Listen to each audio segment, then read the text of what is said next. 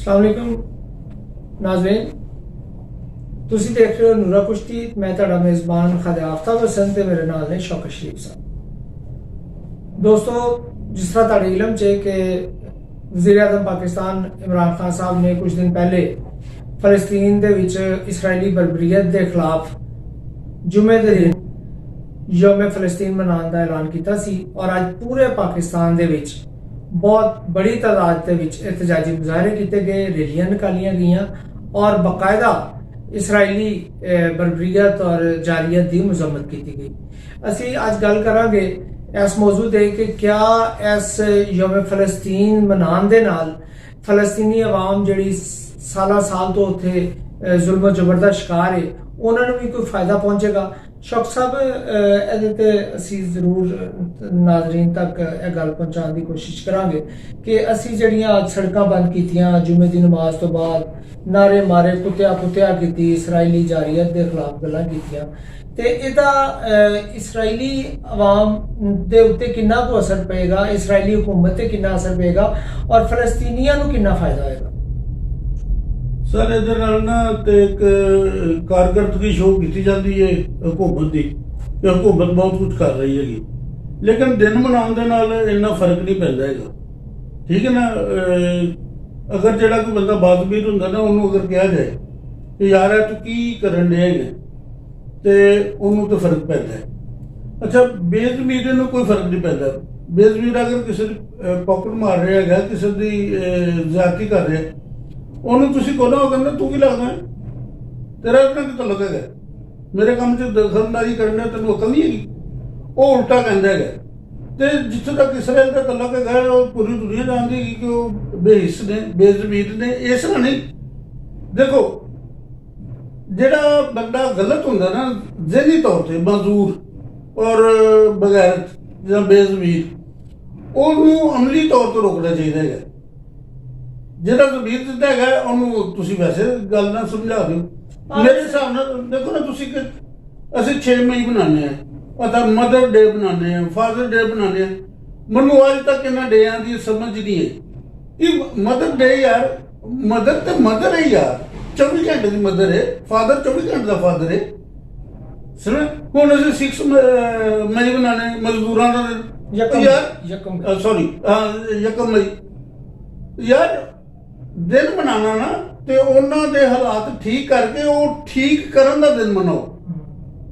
ਠੀਕ ਹੈ ਨਾ, ਇਹ ਦਿਨ ਮਨਾਣੇ ਵਕਤ ਦਾ ਜ਼ਾਇਆ ਹੈ। ਮੇਰਾ ਤਾਂ ਹਿਸਾਬ ਨਾਲ ਕੁਝ ਫਰਕ ਨਹੀਂ। ਵੈਸੇ ਤੇ ਇਹਨਾਂ ਦਿਨਾਂ ਦਾ ਬੁਨਿਆਦੀ ਮਕਸਦ ਇਹ ਹੁੰਦਾ ਹੈ ਕਿ ਦੁਨੀਆ ਤੱਕ ਆਪਣੀ ਆਵਾਜ਼ ਪਹੁੰਚਾਈ ਜਾਏ, ਮਜ਼ਹਬ ਦੁਨੀਆ ਤੱਕ ਕਿ ਕੌਮਾਂ ਇੱਕ ਇਸ਼ੂ ਤੇ ਖਾਸ ਇਸ਼ੂ ਤੇ ਕੀ ਸੋਚ ਰੱਖਦੀਆਂ ਨੇ। और वो यकीनन अज के दिन जिस तरह भरपूर तरीके नाल मुजाहरे किए गए हैं और जिस तरह रैलियां निकालियां गई ने इसराइल के खिलाफ, उसका बुनियादी मकसद यह ही है कि असी बावर कराइए दुनिया नूं, इस्लाम की कौंसल नूं, अक़वाम मुत्तहिदा नूं और मजहब दुनिया नूं कि भी यह जुल्म का हथ डको। लेकिन ये दूजे पासे देखिए तो क्या वज़ीर आज़म साहब इस ऐलान तो बाद एक इस्लामी एटमी मुल्क होने के नाते उन्होंने जड़ियाँ जिम्मेदारियां सन फलस्तीनी आवाम के हवाले नाल, क्या वो बरीउज़िमा हो गए ने? नहीं, बिल्कुल बरीउज़िमा नहीं।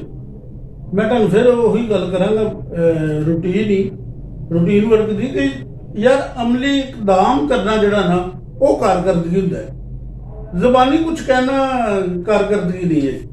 ਤੇ ਸ਼ੌਕ ਸਾਹਿਬ ਕੀ ਅਮਲੀ ਤੁਹਾਡੇ ਜ਼ਿਹਨ ਚ ਕੀ ਆਂਦਾ ਕਿ ਕੀ ਉੱਥੇ ਜਾ ਕੇ ਬੰਦੂਕ ਫੜ ਕੇ ਆਪ ਟੁਰ ਪੈਣ, ਕੀ ਕਰਨ? ਕੀ ਨਹੀਂ, ਜਗਤਾ ਕਰਨ ਨਾ।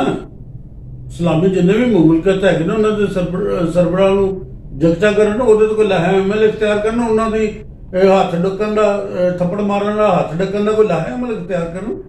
ਜ਼ਬਾਨੀ ਕਲਾਮੀ ਤੇ ਕੋਈ ਖੇਡ ਨਹੀਂ। ਯਕਜਾ ਕਰਨਾ ਤੇ ਉਹਨਾਂ ਦੀ ਆਪਣੀ ਪਾਰਟੀ 'ਚ ਯਕਜਾ ਨਹੀਂ ਕਰ ਪਾ ਰਹੇ ਤੇ ਤੁਸੀਂ ਮਤਲਬ ਤੁਹਾਨੂੰ ਪਤਾ ਹੀ, ਅਸੀਂ ਪਿੱਛੇ ਪ੍ਰੋਗਰਾਮ 'ਚ ਜ਼ਿਕਰ ਵੀ ਕੀਤਾ ਤੇ ਉਹ ਜਿਹੜਾ ਬੰਦਾ ਇੱਕ ਚੰਦ ਦਰਜਨ ਲੋਕਾਂ ਦੀ ਜਿਹੜੇ ਆਲਾ ਲੋਕ ਨੇ ਜਾਂ ਉਹਨਾਂ ਦੀ ਪਾਰਟੀ ਦੇ ਲੋਕ ਨੇ, MNAs MP, ਜੇ ਉਹਨਾਂ ਨੂੰ ਯਕਜਾ ਨਹੀਂ ਕਰ ਪਾਏ ਤੇ ਇਸਲਾਮੀ ਮੁਲਕਾਂ ਦੇ ਆਪਣੇ ਆਪਣੇ ਮਫਾਦਾਤ ਨੇ, ਆਪਣੇ ਆਪਣੇ ਬਿਜ਼ਨਸ ਨੇ। ਤੇ ਖਵਾਜਾ ਸਾਹਿਬ ਜੇ ਉਹਨਾਂ ਨੂੰ ਜਕਸਾ ਨਹੀਂ ਕਰ ਪਾਏ, ਜੇਕਰ ਤੁਸੀਂ ਤੁਹਾਡਾ ਖਿਆਲ ਹੈ ਜਹਾਂਗੀਰ ਤਰੀਨ ਦੇ ਗਰੁੱਪ ਦੀ ਤਰਫ, ਹਾਂਜੀ, ਤੇ ਉਹਨਾਂ ਨੇ ਦੇਖਿਆ ਨਾ ਇੱਕ ਦਬਕਾ ਮਾਰਿਆ ਤੇ ਨਾਲੇ ਸਮਾਨ ਮਜ਼ਦੂਰ ਸਾਹਿਬ ਨੇ ਬੁਲਾ ਲਿਆ ਨਾ ਉਹਨੂੰ। ਉਹ ਤੁਹਾਨੂੰ ਪਤਾ ਸਾਡੇ ਠੀਕ ਹੈ ਨਾ? ਤਰੀਕਾ ਤੇ ਇਹੀ ਰਾਏ ਇੱਕ ਨਾ, ਨੰਬਰ। ਹੁਣ ਅੰਗੂਠਾ ਰੱਖੋ ਤੇ ਆਪਣਾ ਗੱਲ ਬਣਾ ਲਓ, ਹਾਂਜੀ। ਮਿੰਨਤ ਤਰਲੇ ਵਾਲੀ ਗੱਲ ਨਹੀਂ। ਇਹ ਯਕੀਨਨ ਫਲਸਤੀਨ ਦੇ ਹਵਾਲੇ ਨਾਲ ਵੀ ਇਹੀ ਗੱਲ ਹੈ। ਮੇਰੇ ਗੱਲ ਕਰਨ ਜੀ। ਮੇਰੀ ਤੁਸੀਂ ਤਾਂ ਉਹ ਖੋਲ ਲਿੱਤਾ, ਕੀ ਕਹਿੰਦੇ ਤੁਹਾਡੇ ਨੇ? ਕੋਲ ਕੋਈ ਪੁੱਛ ਸਕਦਾ ਨਹੀਂ ਨਹੀਂ, ਮੇਰੇ ਅਲਫਾਜ਼ ਤੁਸੀਂ ਖੋਲ ਲਿੱਤੇ। ਮੈਂ ਮਾਫੀ ਚਾਹੁੰਦਾ। ਮੈਂ ਇਹੀ ਗੱਲ ਕਰਦਾ ਸੀ, ਉਹਨਾਂ ਨੇ ਧੌਣ ਤੋਂ ਗੋਡਾ ਰੱਖਿਆ ਨਾ, ਇਸ ਤਰ੍ਹਾਂ ਇਸਲਾਮੀ ਮੁਮਲਕਤ ਮਿਲ ਕੇ ਇਸਰਾਇਲ ਦੀ ਅਗਰ ਧੌਣ ਤੋਂ ਗੋਡਾ ਰੱਖਦੇ ਨੇ, ਭਾਵੇਂ ਅਮਰੀਕਾ ਕਿਉਂ ਨਹੀਂ, ਅਮਰੀਕਾ ਦੀ ਧੌਣ ਤੋਂ ਗੋਡਾ ਰੱਖਿਆ ਜਾ ਸਕਦਾ। ਜਦੋਂ ਗੋਡੇ ਜ਼ਿਆਦਾ ਹੋ ਜਾਣ ਨਾ ਤਾਂ ਧੌਣ ਜਿਹੜੀ ਮਰਜ਼ੀ ਮੋਟੀ ਹੋਵੇ, ਉਹ ਫਿਰ ਉਹਦੇ ਥੱਲੇ ਆਈ ਜਾਂਦੀ ਹੈਗੀ। ਗੱਲ ਹੈਗੀ ਗੋਡੇ ਹੋਣੇ ਚਾਹੀਦੇ। ਸਾਡੀਆਂ ਚੱਪੜੀਆਂ ਮੁੱਕ ਗਈਆਂ, ਪਤਾ ਨਹੀਂ ਕੀ। ਉਹ ਐਕਚੁਅਲੀ ਸ਼ੌਕ ਸਾਹਿਬ ਤੁਹਾਨੂੰ ਯਾਦ ਹੋਏਗਾ ਜਦੋਂ ਇਸਲਾਮੀ ਸਰਬਰਾਹੀ ਕਾਨਫਰੰਸ ਹੋਈ ਇੱਥੇ ਲਾਹੌਰ ਦੇ ਵਿੱਚ, ਔਰ ਉਹ ਜਿਹੜੀ ਲੀਡਰਸ਼ਿਪ ਸੀ ਭੁੱਟੋ ਸਮੇਤ, ਉਹਨਾਂ ਚੋਂ ਕੋਈ ਵੀ ਤਬਈ ਉਮਰ ਨਹੀਂ ਮਰਿਆ, ਸਾਰੇ ਹੀ ਉਹਨਾਂ ਦੇ ਮਤਲਬ ਜਿਹੜੇ ਗੈਰ ਤਬਈ ਅਮਵਾਤ ਹੋਈਆਂ ਨੇ। ਤੇ ਯਕੀਨਨ ਉਹ ਐਸਾ ਪੈਗਾਮ ਸੀ ਇਸਲਾਮੀ ਦੁਨੀਆ ਵਾਸਤੇ ਕਿ ਅੱਗੇ ਤੋਂ ਤੁਸੀਂ ਇਕੱਠੇ ਹੋਣ ਦੀ ਕੋਸ਼ਿਸ਼ ਨਹੀਂ ਕਰਨੀ। ਤੇ ਮੇਰਾ ਖਿਆਲ ਹੈ ਸਾਰੇ ਉਸ ਤੋਂ ਬਾਅਦ ਮੁਤਾਤ ਹੋ ਗਏ। ਮੇਰਾ ਖਿਆਲ ਹੈ ਕਿ ਜਦੋਂ ਕੋਈ ਜੰਗ ਲੜਨੀ ਚਾਹੀਦੀ ਹੈ ਨਾ, ਜੰਗ ਮਸਲ ਕੋਈ ਵੀ ਦੁਨੀਆ ਦਾ ਕੰਮ ਕੀਤਾ ਜਾਂਦਾ ਨਾ, ਉਹਦੇ ਸਾਈਡ ਇਫੈਕਟ ਦੇਖਦੇ ਪੈਂਦੇ ਨੇ, ਉਹਨਾਂ ਦਾ ਪਹਿਲੇ ਬੰਦੋਬਸਤ ਕਰਨਾ ਚਾਹੀਦਾ ਹੈ। ਹਾਂ ਬਿਲਕੁਲ ਠੀਕ ਹੈ ਨਾ। ਅਗਰ ਮੈਂ ਕਿਸੇ ਜ਼ੋਰਾਵਰ ਨਾਲ ਲੜਨ ਜਾ ਰਿਹਾ ਤਾਂ ਮੈਨੂੰ ਜ਼ੋਰਾਂ ਦੇ ਨਾਲ ਲੇਸ ਹੋ ਕੇ ਜਾਣਾ ਪੈਂਦਾ ਹੈ। ਉਹਦੀਆਂ ਕਮਜ਼ੋਰੀਆਂ ਦੇ ਬਾਰੇ ਚ ਵੀ ਇਲਮ ਹੋਣਾ ਕਮਜ਼ੋਰੀਆਂ ਚਾਹੀਦਾ। ਵੀ ਜਾਣਦਾ ਹਾਂ, ਉਹਦੀ ਤਾਕਤ ਨੂੰ ਵੀ ਜਾਣਦਾ ਹਾਂ। ਠੀਕ ਹੈ ਨਾ। ਇੱਥੇ ਯਕਤਰਫਾ ਹੋ ਗਿਆ ਸੀ, ਇੰਜ ਕਰ ਦਾਂਗੇ, ਇੰਜ ਕਰ ਦਾਂਗੇ, ਇੰਜ ਕਰ ਦਾਂਗੇ। ਉਹ ਵੀ ਦੇਖੋ ਉਹ ਕੀ ਕਰ ਸਕਦੇ ਨੇ, ਜੋ ਉਹ ਕਰ ਸਕਦੇ ਨੇ ਉਹਨੂੰ ਪਹਿਲੇ ਬਣਵਾਓ, ਬਾਅਦ ਦੇ ਵਿੱਚ ਤੁਸੀਂ ਐਲਾਨ ਕਰੋ। ਚਲੋ ਸਭ ਬੜੀ ਮਜ਼ੇਦਾਰੀ ਦੀ ਗੱਲ ਹੈ ਕਿ ਜਿਸ ਤਰ੍ਹਾਂ ਤੁਸੀਂ ਇਹ ਗੱਲ ਕੀਤੀ ਹੈ ਕਿ ਇੰਜ ਕਰ ਦਿਆਂਗੇ, ਇੰਜ ਕਰ ਦਿਆਂਗੇ, ਔਰ ਇਹ ਸਿਲਸਿਲਾ ਮੌਜੂਦਾ ਵਜ਼ੀਰ ਆਜ਼ਮ ਤੱਕ ਆ ਗਿਆ ਹੈ ਕਿ ਉਹ ਵੀ ਬੜਾ ਇੰਜ ਕਰ ਦਿਆਂਗੇ, ਉਂਝ ਕਰ ਦਿਆਂਗੇ, ਬਸ ਇੰਜ ਉਂਝ ਹੀ ਚੱਲਦਾ ਪਿਆ।